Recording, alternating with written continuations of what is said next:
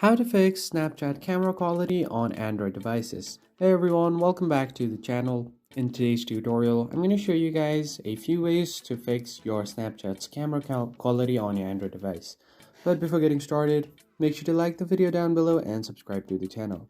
So, you might be wondering if you are taking picture with your normal camera like this. You're taking pretty good pictures and the quality is pretty good as well. But when you try to take the same picture using Snapchat, then in that case, you will see a bit of the quality that will degrade in the process. So that might be because of various reasons, because as you guys know, in most cases, iOS devices are well optimized and the apps are also well optimized for those devices. But in case of Androids, there are many companies, so it's hard for the apps the creator of the apps to work with all of those companies to optimize app for each and every one of the devices.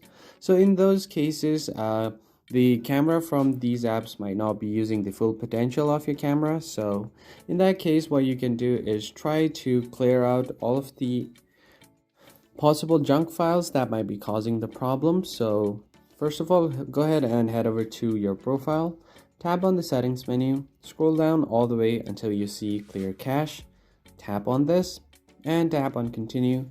Now as you can see, cache has been cleared successfully.